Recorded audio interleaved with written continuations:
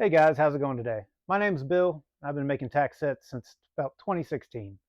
And over those past 8 years, I'd like to think I've learned a thing or two. And on this channel, I want to share them with you, as well as explore some new ideas. Today, I want to start with the basics. So what is a tack set? To me, tack set is made of four different things: the board, dual state pieces, single state pieces, and packaging to tie it all together. So let's talk about these things while we take a look at some real world examples. All right, let's start with the board. And the simplest board is actually no board at all. So if you have, for instance, this USTA coin, that can be the center mark of your board. And then you can play from there. So let's say this is going to be a 5x5 board. Then we would be at the edge here and building out, be at the edge there. It does require your players to visualize more, and especially in the early game stages can be a little bit of a challenge to get these stacks right. And as you're progressing through the game, maybe you realize that those were too close and you have to shift some things around. But it can work. It's the simplest one to do. Also the cheapest usually, although it does put more work on the players. When designing anything more advanced than a marker, you've got to ask yourself some questions first. So, you need to know what size board you're going to make.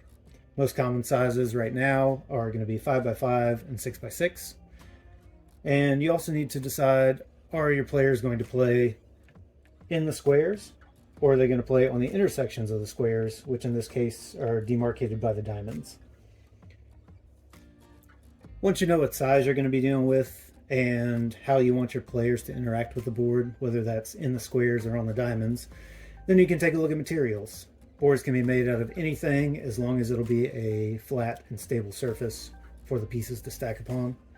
So it can be vinyl like this USTA set, cloth like one of these commercial ones that you can find. You can draw it on your own cloth.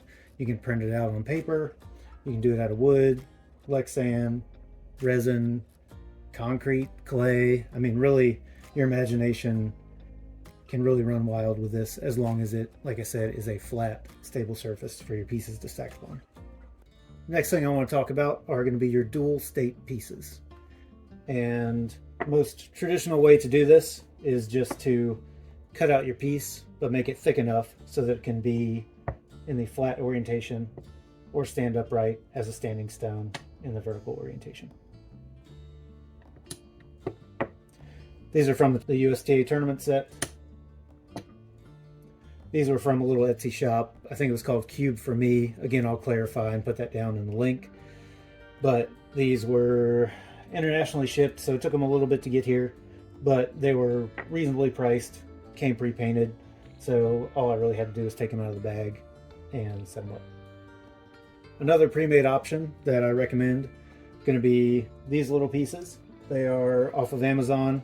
It was like $5 for a bag of 100 of them. These are letter tiles, or that's what they're labeled as, even though they don't have the letters on them.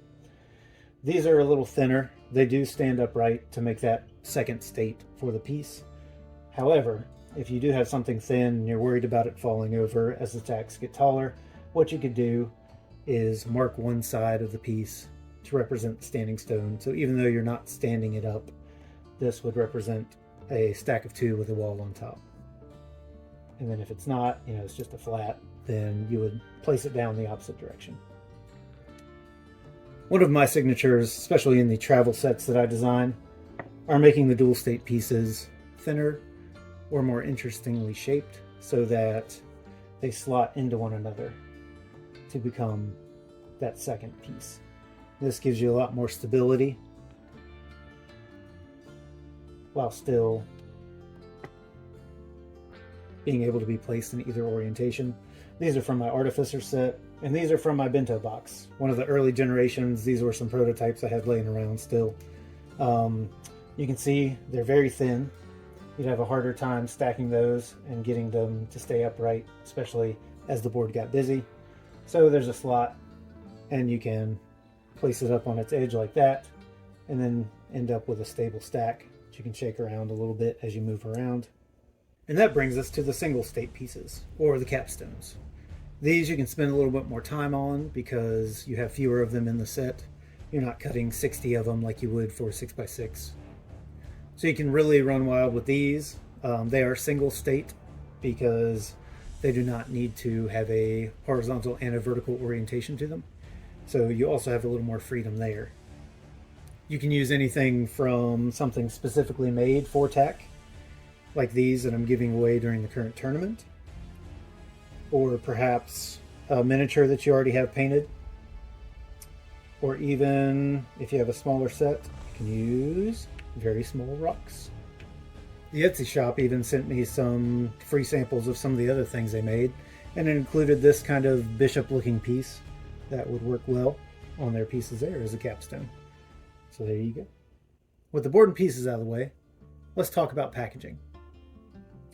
Now, I guess you could consider this optional, but I really don't feel like any tack set is done until there's a storage solution put forth.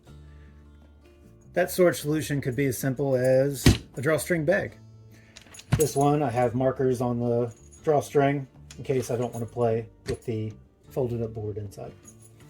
Or it could be like this bag that I'm testing for the USTA sets, where it has your board rolled up in here, space for your time clock in there, a little pocket that I thought was great for capstones, and on each side it has storage for your pieces.